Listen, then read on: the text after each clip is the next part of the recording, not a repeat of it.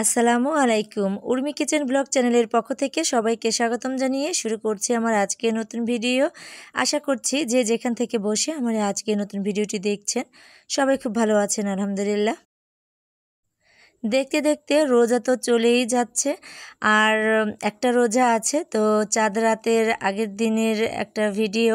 তো এখানে আমরা সবাই মিলে কিন্তু ইফতার আয়োজন করেছি, সবাই মিলে একসঙ্গে খাওয়ার জন্য।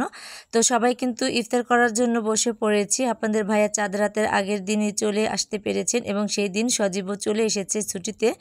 তো ঐশীর আব্বু এবং সজীব দুজনেই কিন্তু ছুটিতে এসেছে। তো ভীষণ ভালো লাগছে যে সবাইকে নিয়ে একসঙ্গে ঈদটা পালন করতে পারবো। শুধু রাজীব ওরা আসতে পারেনি ছুটিতে। তো যাই হোক, তো আমরা এখন সবাই মিলে ইফতারটা সেরে নিচ্ছি। ছোটো যাকেও ডেকে নিয়ে এসেছি, ইফতারের টুকটাক কিছু আয়োজন করেছি, মানে বেগুনি, পেঁয়াজু, তারপরে ছোলা, মানে টুকটাক অনেক কিছুই করে নিয়েছি। এখানে রসমালাই আছে, তারপর তরমুজ আছে, মানে কয়েক প্রকারের ফল আছে, তো শরবত আছে। আমরা সবাই মিলে এখন ইফতারটা শেষ করে নেব, তারপরে রাতে রান্নাবান্না আছে।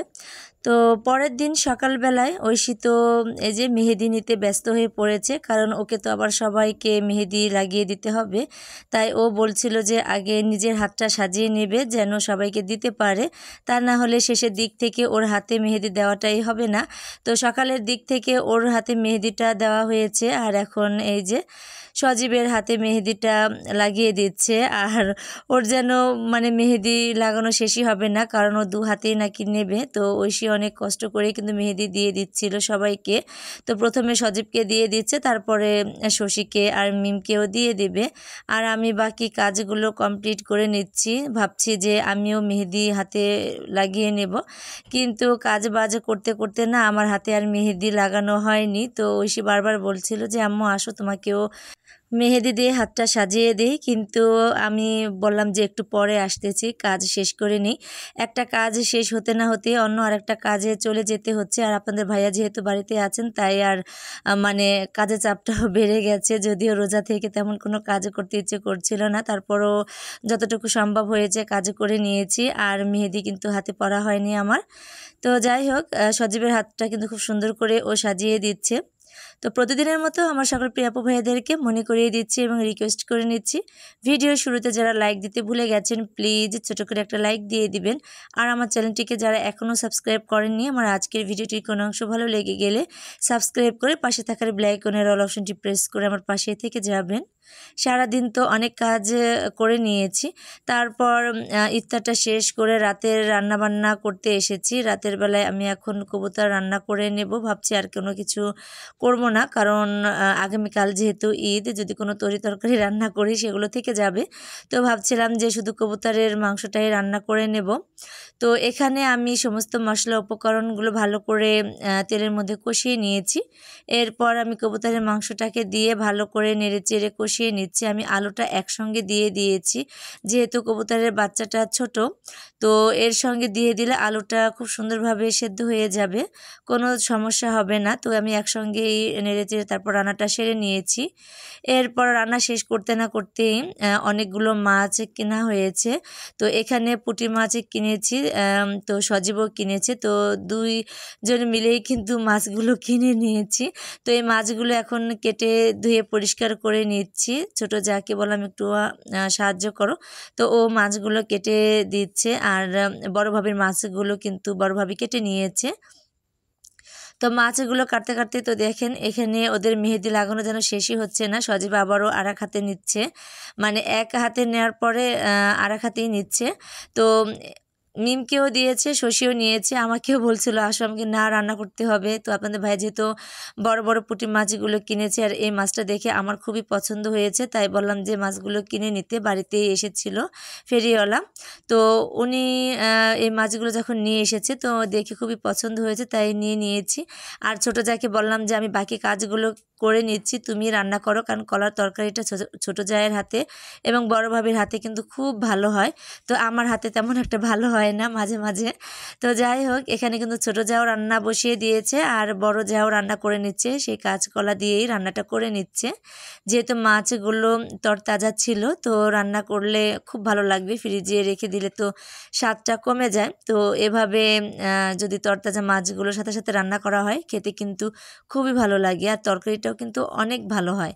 তো এখানে ছোটো যা মাছটাকে এখন কষিয়ে নিচ্ছে, মশলা প্রথমে কষিয়ে নিয়ে তারপর মাছগুলো দিয়ে অল্প পরিমাণে পানি দিয়ে এখন ভালো করে কষিয়ে নেবে, তারপর কলাগুলো দিয়ে তারপর তরকারিটা রান্না করে নেবে। আর আমরা যেহেতু তরকারিতে ফোড়ানি বাটা খাই, তো ফোড়ানি বাটা জন্য এক্সট্রা করে পেঁয়াজ ভেজে তুলে নেওয়া হয়েছে, আর জিরে ভাজা তো আমরা আগেই করে রেখে দিই, তো সেটাই করা হয়েছে। তো ছোটো যা রান্নাবান্না করতেছে আর আমি এখানে আদা রসুনগুলো খোসা ছাড়িয়ে তারপর ছোট ছোট করে কেটে নিয়েছি, ব্লেন্ডারে ব্লেন্ড করে নেব। সকালের কাজগুলো যেন একটু কষ্টটা কম হয়, তো রাতে সেরে নিচ্ছি।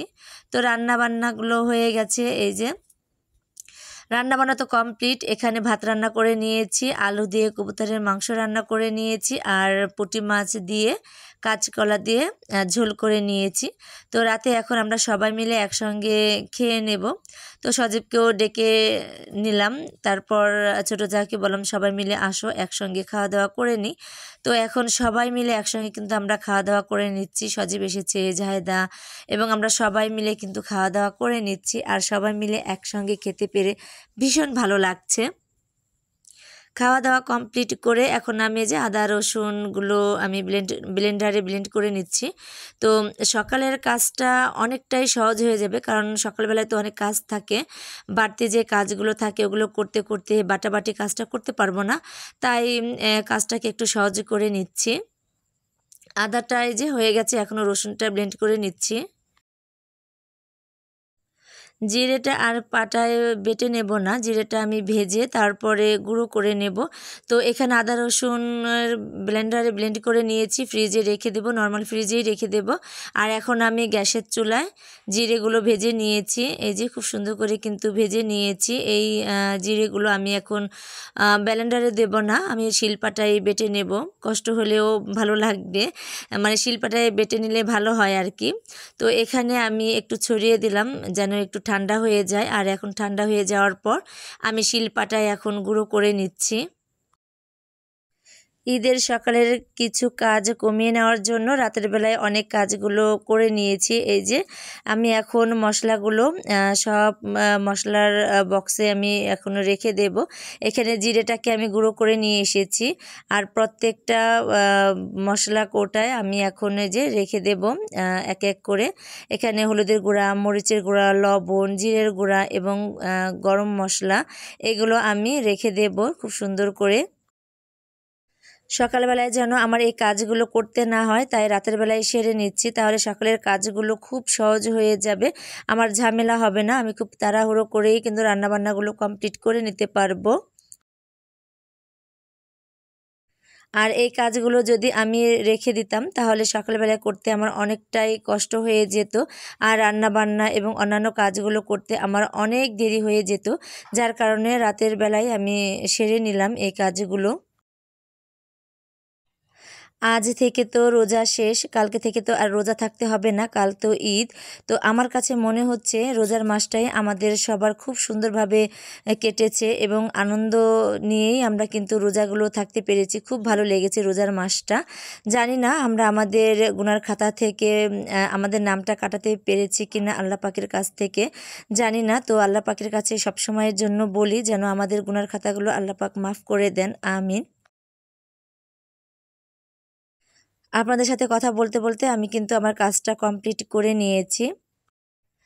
আমার কাজ তো কমপ্লিট হয়ে গেছে, যা কাজ অনেকটাই কমে গেছে সকালের।